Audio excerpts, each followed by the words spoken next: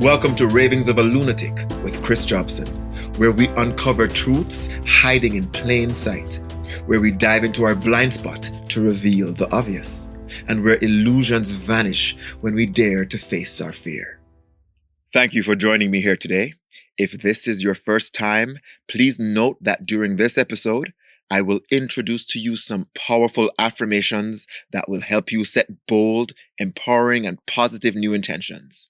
While towards the end of today's episode, I invite you to join me in a short, guided declaration to further ground these affirmations in your mind, your body, and your vibration. Welcome to episode 9. Time to be an expert on you. Part 1. What makes us tick? What makes you tick? Well, many of us do not even know what makes us tick, because many of us do not truly know ourselves. In modern society, we are so obsessed with everyone else's life. What's going on with them? What are they doing and thinking, buying and wearing? Why did they do that? Look at what they did. We are actually praised for evaluating everybody and everything else apart from ourselves. The majority of the world is obsessed with the lives of others, while they know very little about themselves. They spend hours in conversation about other people, hours watching TV shows or the news about other people, investing all their time, interest, and emotion on other people's lives. And yet these same people do not know themselves. They pretend to understand everyone else's motives and mindset, but do not even see their own motives or understand their own mindset. They do not know their own habits and patterns that keep them stuck, that hold them back, because they have become addicted to feeding themselves on other people's business, while their own business, their own life, is a mess or far from perfect. But that is how society has been set up, for us to be more concerned with others than we are with ourselves. Society does not reward us for doing our inner work on ourselves, for healing our fears and traumas, for releasing negative habits, for transforming ourselves into better versions of ourselves. No, this kind of self-accountability and self-transformation is not acknowledged in society. I would even go as far as to say that society promotes it as unnecessary, as even useless. Society doesn't want you to know yourself or heal yourself. It doesn't want you working on yourself at all. No, it wants you distracted, misguided, and very medicated. It wants you to believe a pill can fix it all, even though it does not and it never will. Society does not reward you for going through deep self-transformation, but society does reward you for prying into the lives of others. You get recognition and even fame for being an expert on others, but no recognition for being an expert on you. We have so many people whose entire career is centered around digging into other people's lives and having extensive discussions, judging and criticizing and pulling apart what others are doing down to the smallest detail. They are analyzing other people's lives and behavior, oftentimes just guessing and assuming they have the full clarity of what others are going through. They present themselves as experts on the actions and intentions of others, where they decide what is right, what is moral, and what is acceptable. They are the judge and jury of others, and they sell this to us on TV, social media, and everywhere, and we buy into it. Yet I wonder how much of an expert are these experts on their own lives. They spend more time prying into the lives of others than they spend on knowing and improving themselves. And more often than not, they're the messy ones, being more toxic than the ones they're criticizing. Repeat this affirmation with me. Affirmation. I am willing and ready to know myself from the inside out, to confront my fears, to heal my wounds, to release my blockages, and to celebrate my strengths. End of affirmation. Society uses the news, TV programs, and the media we consume and follow to keep us bouncing back and forth between two habits, between judging some people and praising others. We belittle some people while we put others on a pedestal. Look around you. Are these two habits guiding your life? Are you playing this game? This better than, less than game? Where everything you look at, everywhere you go, you are either judging something or praising it. Now, nothing is wrong with assessing things. It's good to know when something affects you in a positive or negative way. It is also okay to like certain things and dislike other things.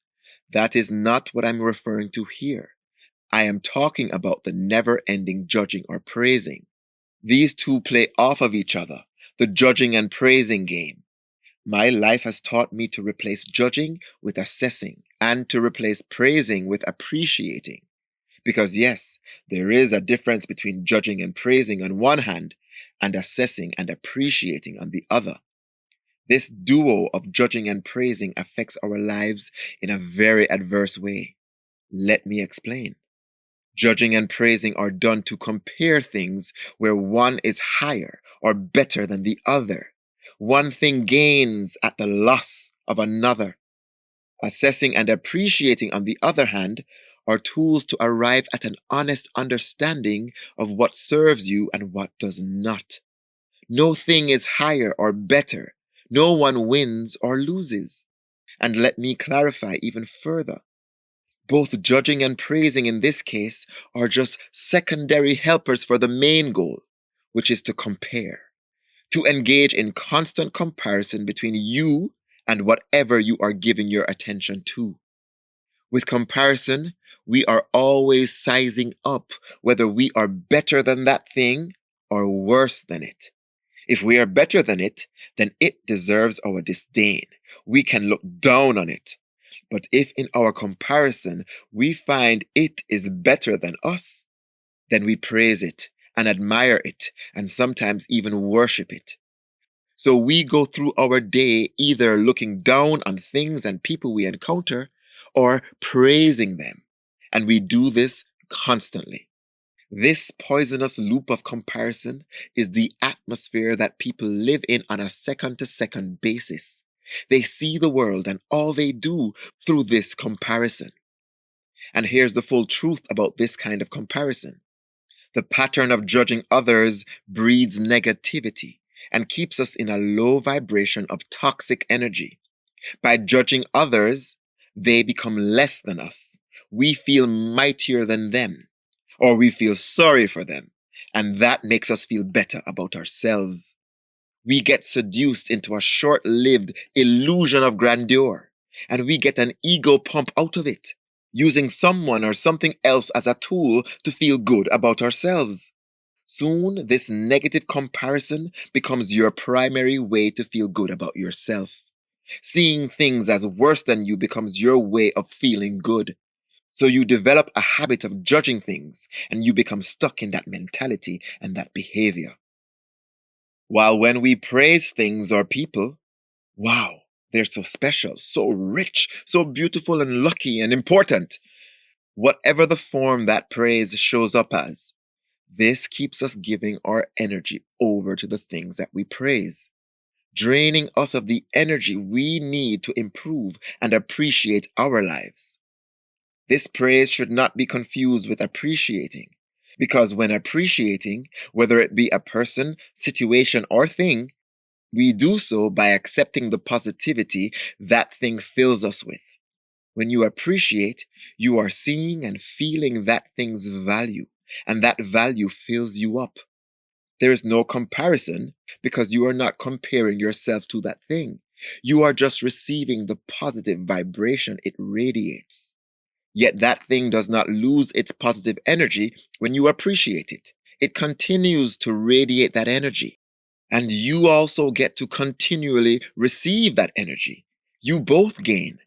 But instead, when praising, that can end up being a transfer of energy, where the thing you praise, you give your energy over to it, somewhat leaving you feeling not as special as that thing.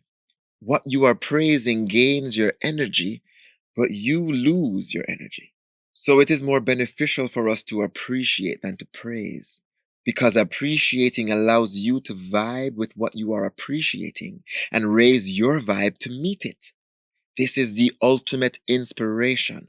For now, you can feel its vibration and let that guide you to manifest that vibration in your life too.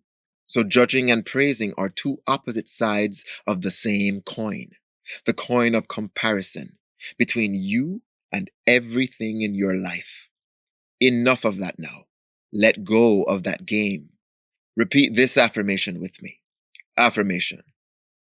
I do not compare myself to anyone or anything. I live up to the standards that I set for myself. For it is I, and only I, who decides who I will become. End of affirmation. The truth is, we cannot create in someone else's reality. You may think you can, but all your judging or praising, all your advice or influence means nothing if those people do not choose to use them. They need to accept and put into action whatever you send their way. They have that power in their life to choose yes or no, as we have that same power in our lives.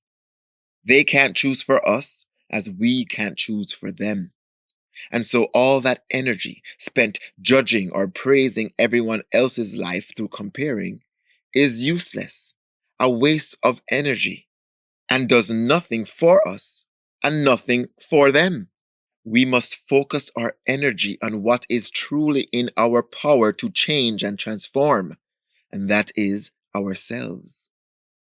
Time to become an expert on us, an expert on who and what we are.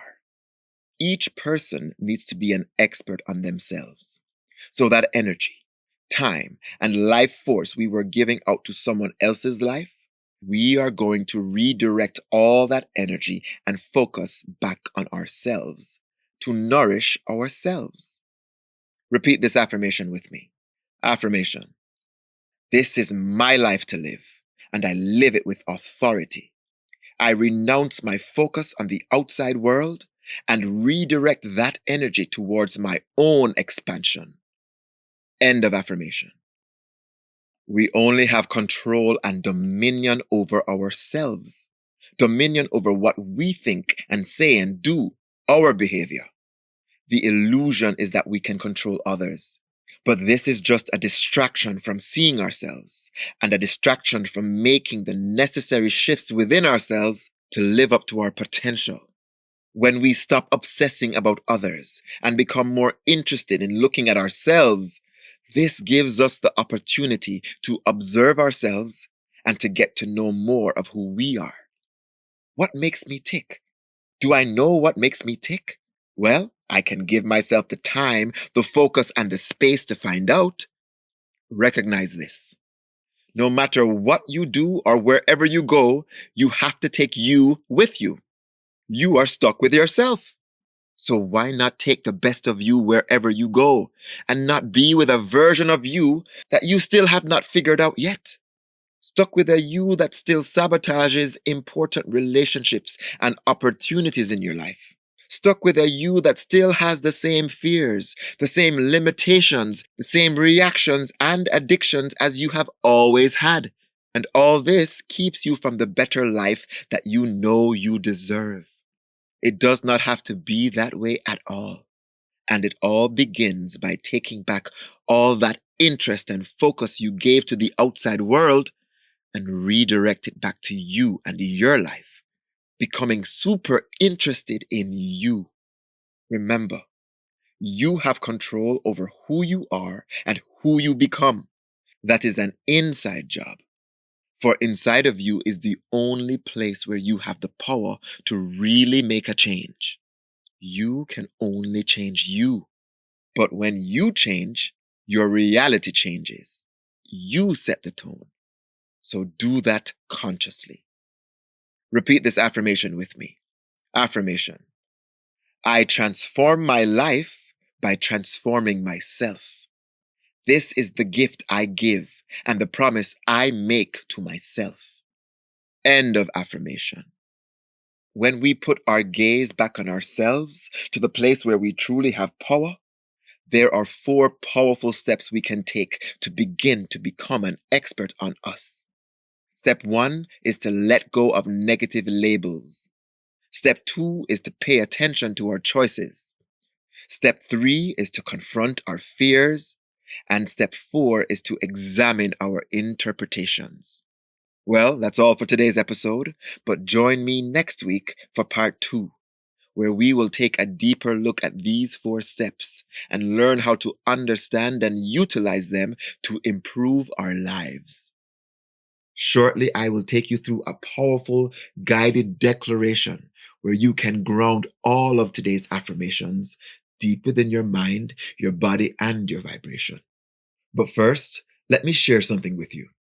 For every challenge and situation you face, for every trauma you've lived that has affected you in some way, there are methods and techniques to not only heal and overcome these difficulties, but to learn and grow from them, transforming yourself into better and better versions as you move through your life. These are specific methods and techniques that I have made available through the books and courses that I have created. I have written 4 books on mindfulness and self-worth that are available on Amazon. Each book guides you through a 60-day journey to self-development. In addition, I have a 21-day online course of video lessons, worksheets, meditations, affirmations, journaling, and much more that dives into developing self-love, building self-confidence, and positive boundaries. Both the books and the course use a method I have created that provides a deep dive into self to investigate what truly makes you tick and give you the insights, the knowledge, and discovery you need to transform yourself from the inside out. Just as there's a strategy and technique to play the piano, to be a lawyer, to be a doctor, there is a strategy and technique for you to be in your self-mastery, for you to understand and know yourself, so when issues arise, you are ready and equipped to handle them. You can find all this material at ravingsofaluna.com. Now, please repeat this personal declaration with me. This is a mantra, a vow to yourself that allows you to step into your potential. Within this declaration, you will find the series of affirmations that we have done in this episode to allow you to absorb them deep in your mind, your body, and your vibration. I will repeat each affirmation 2 times. Be present. Be focused and alert as you repeat this declaration. Let's begin. My personal declaration. This is my quiet time with myself. My private safe space to open up and be completely honest, supportive, yet firm with myself. In this space, I will not judge myself. I will be my very own best friend. Here is where I cultivate positive new habits, where I build empowering new beliefs, and where I give myself permission to transform into the next best version of me. I know there may be moments where I may feel resistance to this journey, but I am willing to commit to this practice out of love and respect for myself. This is how I grow from joy to joy and from power to power. I am ready to be the best version of myself, and I give myself the opportunity to do so now. by allowing the following affirmations to sink deep within my mind, my body, and my vibration. Affirmation number 1. I am willing and ready to know myself from the inside out, to confront my fears, to heal my wounds, to release my blockages, and to celebrate my strengths. End of affirmation. Now once again, I am willing and ready to know myself from the inside out, to confront my fears,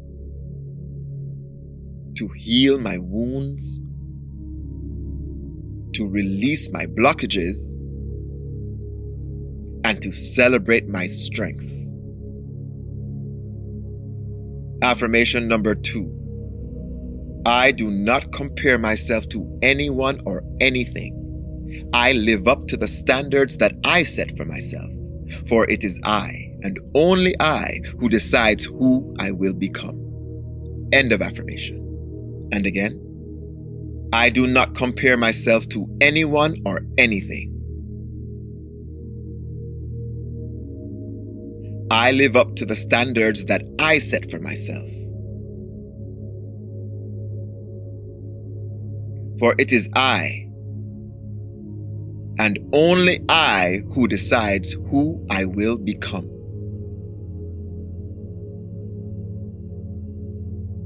Affirmation number 3. This is my life to live, and I live it with authority.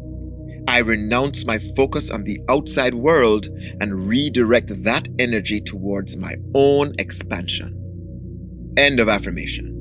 And one more time. This is my life to live, and I live it with authority. I renounce my focus on the outside world and redirect that energy towards my own expansion. Affirmation number 4. I transform my life by transforming myself. This is the gift I give and the promise I make to myself. End of affirmation. Now once again, I transform my life by transforming myself. This is the gift I give and the promise I make to myself. End of declaration. This podcast is created to help each of us to become an expert on ourselves and to become the person we know we can be. Here's a suggestion for how you can best utilize this podcast. You can use it as a practice, as your personal transformation practice. You can create a Ravings of a Luna-Tik journal of your own, where you write down the questions I ask you and allow yourself to answer them fully. This will be your journal for you to know more of who you are, to understand yourself on a deeper level, and to step into the next best version of you. You can also write down any quotes or parts of the episode that connect with you. I do this practice myself, and it has proven to serve me well. If this resonates with you, go ahead and give it a try. Thank you for joining me here today. Please join me next week, Thursday, for our next episode. Until then,